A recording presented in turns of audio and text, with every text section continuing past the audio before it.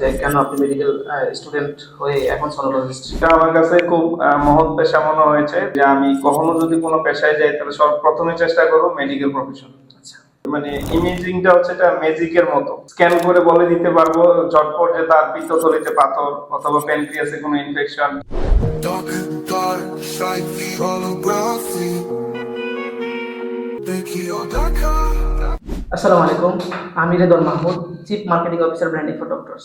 আপনারা যারা এই ভিডিওটি দেখছেন তারা যদি গুগলে বা চ্যাটজিপিটিকে জিজ্ঞেস করেন বেস্ট সোনোলজিস্ট ইন নোয়াখালী এটা লিখে সার্চ করার পরে যে নামটা খুঁজে পাবেন সেটা স্ক্রিনশট দিয়ে কমেন্টে জানান। আশা করি আপনি খুঁজে পাবেন বাংলাদেশের একজন জনপ্রিয়, বিশেষ করে নোয়াখালীতে যিনি সুপরিচিত সোনোলজিস্ট এবং interventional ultrasound specialist doctor Saiful Islam Saif sir. Sir কেমন আছেন? জি আছে।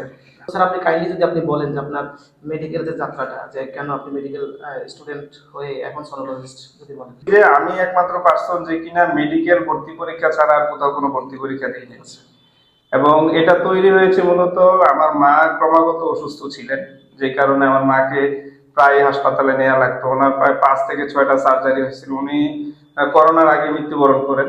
তো 5 থেকে 6টা সার্জারি হয়। তো সবসময় স্যারদের চেম্বারে যাওয়া লাগতো। আমি যখন ছোট ছিলাম তখনও দেখতাম আমার আম্মাকে বা আমার ফ্যামিলির মানুষজন নিয়ে যাচ্ছে। তো তখন থেকে ডাক্তারদের চেম্বারে যাওয়া আসার কারণে আমার কাছে মনে হয়েছে যে এটা এমন একটা পেশা যেটার মাধ্যমে আমি চাইলে যে কোনো পেশার যে কোনো পরিস্থিতির যে কোনো রোগীদেরকে আমি বড় ধরনের সাপোর্ট দিতে পারবো, আমার সামর্থ্য যেমনই থাকুক। এবং এটা আমার কাছে খুব মহৎ পেশা মনে হয়েছে। তখন থেকে আমার মনোবল শক্ত করি যে আমি কখনো যদি কোনো পেশায় যাই তাহলে সর্বপ্রথমে চেষ্টা করবো মেডিকেল প্রফেশন। আচ্ছা, আর কি তখন থেকে ট্রাই করা। তারপরে হচ্ছে আমার সবাই জানেন কিনা জানি না, আমি কিন্তু নোয়াখালী মেডিকেল কলেজের স্টুডেন্ট এবং সেকেন্ড বেসের স্টুডেন্ট ছিলাম। সেখান থেকে আলহামদুলিল্লাহ আমার এমবিবিএস সমাপ্ত করি। তারপরে আমি ঢাকায় চলে যাই, ঢাকা মেডিকেল কলেজে আল্ট্রাসাউন্ডের উপরে হচ্ছে আমার নিউক্লিয়ার মেডিসিন এরিয়াতে আমি হচ্ছে ট্রেনিং করি। তারপরে আমার জার্নিটা মোটামুটি সবাই জানে যে দেশের বাইরে যাওয়া, আবার বিভিন্নভাবে বিভিন্ন ট্রেনিং এ ইনভলভ থাকা, এই আর কি। আচ্ছা, তো মেইনলি এই যে সোনোলজিস্ট স্পেশালিটি আমার মূলত হচ্ছে প্যাশন ছিল হচ্ছে অ্যাকচুয়ালি রেডিওলজি এন্ড ইমেজিং এর মধ্যে। তো সেজন্য আমি যখন আমার ইন্টারনেটে ছিলাম তখন থেকে একটা কাজ করতো যে বা আমি যখন থার্ড ইয়ার ফোর্থ ইয়ার আমরা যখন হাসপাতালে আসতাম, বিভিন্ন রিপোর্ট দেখতাম, মনে হইতো যে মানে ইমেজিংটা হচ্ছে এটা ম্যাজিকের মতো। আমি চাইলে একটা রোগীর বুক ব্যথা করতেছে, স্ক্যান করে বলে দিতে পারবো ঝটপট যে তার পিত্তথলিতে পাথর অথবা প্যানক্রিয়াসে কোনো ইনফেকশন, কিডনিতে পাথর, পেটে কোনো টিউমার হয়েছে। তা আমার কাছে মনে হয় যে এটা এমন একটা ওয়ে যেটা ইনস্ট্যান্ট রুগীদেরকে একটা নিউজ দেওয়া যায়, এবং এটা হচ্ছে রিয়েল টাইম ইমেজিং দেখে, মানে পিত্তথলিতে পাথর না পলিপ, ওটা হচ্ছে ইমেজিং, রিয়েল টাইম ইমেজিং দেখে দেখে বুঝতে পারবো। তো সব মিলে হচ্ছে আমার কাছে আল্ট্রাসাউন্ডটাকে মনে হয়েছে আর কি যে রেডিওলজিতে যদি আমি কখনো যাই তাহলে আমি আল্ট্রাসাউন্ডটাকে ফোকাস করবো। আচ্ছা, সেই ক্ষেত্রে হচ্ছে আল্ট্রাসাউন্ডের প্রতি আকর্ষণ আর কি। আচ্ছা, আমরা তাহলে জানতে পারলাম যে আসলে আপনার যে আগ্রহটা, তো আল্ট্রাসাউন্ড এবং আলাদাভাবে ইন্টারভেনশনাল আল্ট্রাসাউন্ড এটার পার্থক্যটা আসলে কি? হ্যাঁ, আসলে আমরা সবাই আল্ট্রাসাউন্ড নিয়ে সবাই জানি আর কি যে আল্ট্রাসাউন্ড একটা বিষয় আছে, কিন্তু ইন্টারভেনশন আল্ট্রাসাউন্ড যেটা বহুল প্রচলিত একটা শব্দ, যেটা দেশের বাইরে বেশি শোনা যায়।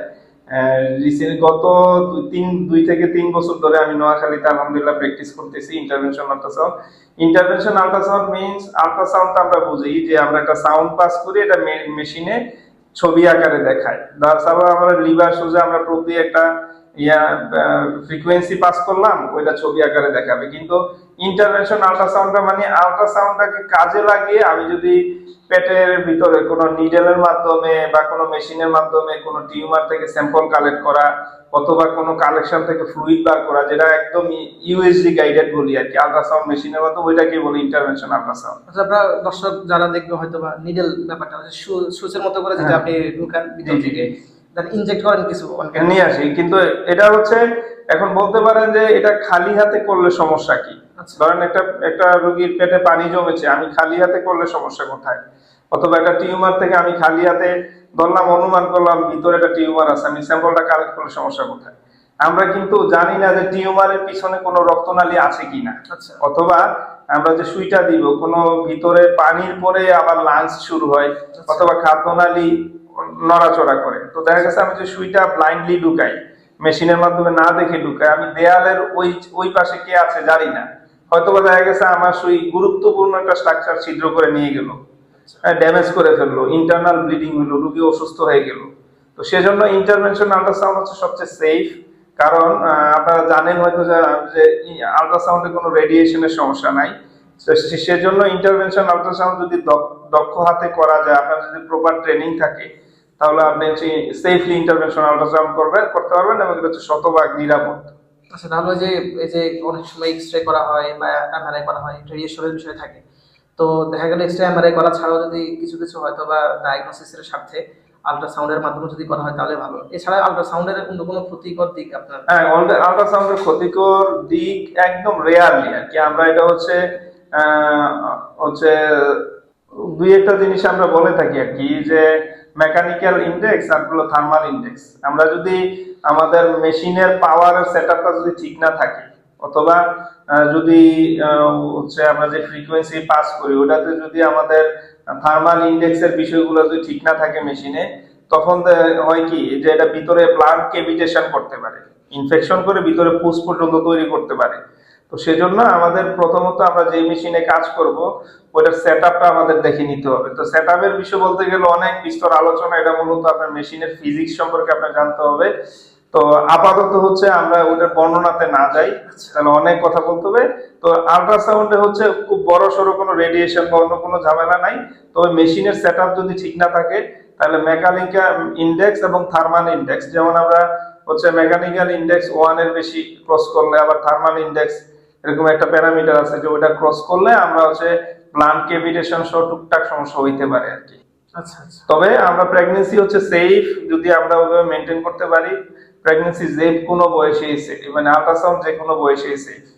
আচ্ছা আচ্ছা, ধন্যবাদ স্যার। আসলে আল্ট্রাসাউন্ড নিয়ে অনেকগুলো কোশ্চেন আছে, যেমন 3D নাকি 4D করবে না করবে। আসলে আমরা যদি আজকে কথা বলি অনেকগুলো কথা বলা যাবে। তো প্রিয় দর্শক, আমরা আরো আল্ট্রাসাউন্ড সম্পর্কিত অনেকগুলো ভিডিও নিয়ে আমরা হাজির হব। ততক্ষণ পর্যন্ত আমাদের সাথে থাকবেন। ধন্যবাদ স্যার, আপনাকে ধন্যবাদ। অনেক অসংখ্য ধন্যবাদ। আসসালামু আলাইকুম ওয়া রাহমাতুল্লাহ।